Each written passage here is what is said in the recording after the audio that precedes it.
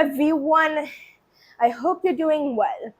In this video, we will explore how supernovas explode. Firstly, we need to see how a star actually doesn't explode, because a star is made up of gaseous material, and there's so much of it that gravity tries to pull it together. However, there isn't really a force that would keep it together for planets, except the actual just strength of the material. And for stars, it won't work. All the material is a gas. It keeps itself apart by employing fusion. Fusion happens when two light elements, for example, two hydrogen nuclei, fuse to form a heavier element like helium. The reason this releases energy is because, say in this case, helium has less energy in its core, which basically means it's more stable, it is more tighter, and it just has less energy. And basically, it's more lazier than hydrogen, if you want to put it that way. And the universe loves to be lazy. Basically, this means that when it tries to fuse up to helium, it releases energy. And so on. After this, however, once a star is done fusing hydrogen, there'll be an area in the core with only helium. This part of the core, well, no fusion is there to hold it apart, and gravity is still an issue, so it crushes it. In the lowest stars, this is the end for them, lowest mass stars. However, in higher mass stars, when this crushing happens, the temperatures and pressures get so high that they are able to fuse a new element, carbon. So they're able to fuse helium into carbon. After that is the point where sun mass stars, like our own sun, just stop. However, after that, the most massive stars continue even beyond that. They fuse carbon into neon, then they fuse neon into oxygen. And then after that, they fuse that into silicon. And after that, iron. The reason I'm saying that in that tone is iron is the last element that just can be fused. For example, if you try and fuse silicon into iron, it still works. However, iron is the one whose nucleus is the tightest, and therefore it's kind of the most, if you try and fuse to it, the maximum energy is released. However, if you try and go beyond, like fuse two iron nuclei into some random new element, say X, well, every element has more energy in its nucleus than iron, which means that it actually takes energy in total to fuse iron, unlike all the other elements. Therefore, when this stage is reached, which takes around 8 or so solar masses or more, and during the last days of a star's life, it's fusing silicon at the outer layer. This silicon fusion causes iron to be formed in the core.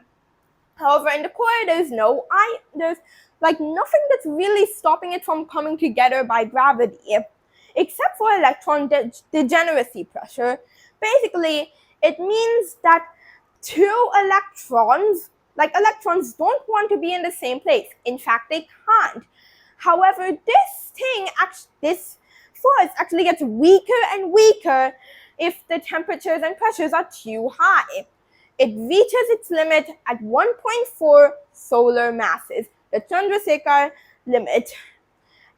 As soon as the core reaches this mass, it's over for the star, as at this point the electron degeneracy pressure simply isn't enough to hold the star together, and therefore gravity finally does what it's been wanting to do for the entirety of the star's life, and that is to collapse the core. So the core collapses in on itself until this 1,000-kilometer core, it's like 5,000 kilometers in diameter, shrinks to a tiny sphere 25 kilometers across. Okay? At this point, the actual particles in just the entire star, when it reaches this point, it actually becomes denser than the freaking nuclei of atoms. However, it becomes so dense that the strong nuclear force, which is the strongest force in our entire universe, decides just pushes it apart to return it back to the density of a nucleus.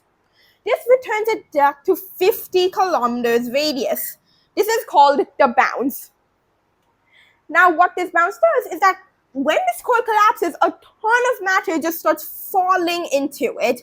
I mean, after all, there's nothing stopping them. Earlier, there was physical material that was stopping them from falling in, but now there's basically nothing. So they fall in. However, when this bounce happens, the reason it's called a bounce is because it forces everything that is falling in to just bounce back. I'm not doing it. Which causes a massive explosion. This causes a shock wave. This shock wave, however, is nowhere near enough to make the star go supernova. Because outside, the outer layers of the star, they're also collapsing in, and they haven't gotten far enough to experience a bounce. So when the shock wave gets to around 200 kilometers from the core, from the very center of this, at that point, the actual pressure of all the infalling material, it just stalls out the shockwave. The shockwave is still there, but its energy is not enough to just overcome the pressure of everything coming, and also all the iron nuclei being destroyed by the sheer energy, soaking up the energy of the shockwave. That stops the shockwave entirely. Now you might be wondering, if that happens, how do supernovas explode? Neutrinos. Firstly, let's return to this. This environment, this ball, or whatever you call the core, is made up primarily of neutrons. Now, normally, in a neutron star, there's simply so many electrons that the electron degeneracy pressure means that no more electrons can be forced in. Therefore, neutrons don't decay. However, here it's too hot for electron degeneracy pressure. Therefore, the neutrons do try and decay. When a neutron decays, it turns into a proton and it releases an electron, which is kind of important. But most important for our story, it releases a neutrino. And then, that is the important part. Then, in these hot temperatures, it decays. A neutron decays. Then, the protons and the electrons, they're very close together, and gravity is still there. So they come right back, forming a neutron again, so it can't decay, but in the process of trying to decay, 2 neutrinos are released. That is kind of important. This process is called the direct Oka process. It's a way of generating many neutrinos. However, there's a catch. It needs massive energies, which means massive temperatures, in order to actually work. Thankfully, all this is just collided together, which means all the heat energy is still there. This little core can get up to 100 billion to 500 billion Kelvin. Kelvin is basically Celsius, except it's shifted upwards by 273.15 degrees. So, in these extreme temperatures, the direct Oka process just generates an unfathomable number of neutrinos. The actual number is a 10 followed by 58 zeros. So now back to our shockwave. What happens when all these neutrinos just come into it? Well, the material falling in is extremely dense, which forms a sort of opaque region for the neutrinos. Only 4% to 10% of the neutrinos can pass. You might be wondering why I'm calling that opaque, but the reason is because normally a neutrino can pass through light years of material before there's even a 50-50 chance of stopping it. So this means that this material is actually very just neutrino opaque. All the neutrinos, which are very high energy, put all their energy into this shock wave, and therefore, if the star isn't too massive, allow it to blow up again, continuing the shock wave. And this is the supernova. At this point, again, there are 10 to the 58 neutrinos. After it's actually exploding, the shockwave is exploding, at that point, the neutrino opacity reduces to about 1 in 1,000 neutrinos being captured. But then again, 10 to the 58 is large, and 1,000 simply 10 to the 3. So divide that, you have 10 to the 55 neutrinos still powering the shockwave. And this causes the shockwave to just explode. And that is the supernova. However, there's one last thing. You might have noticed that this direct optical process relied on there being neutrons as in a neutron star. So what if it all collapsed and formed a black hole? This turns into a black hole suddenly. Well, it depends on how massive the star is. If the star isn't too massive, then the neutrons sent before the core collapses into a black hole are still enough to cause the shockwave to explode.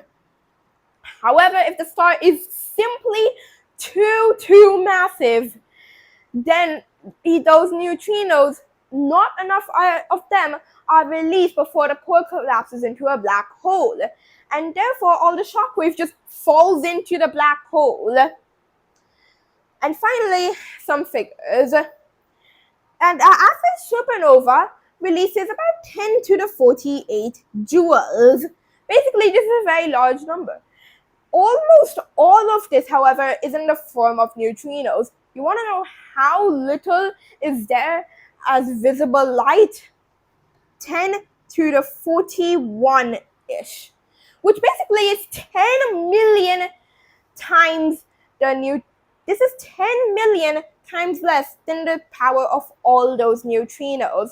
However, even with all of this, even with this little energy, it still manages to outshine an entire galaxy. That is just simply how absurdly strong supernovas are. That is the end of the video. Thank you for watching.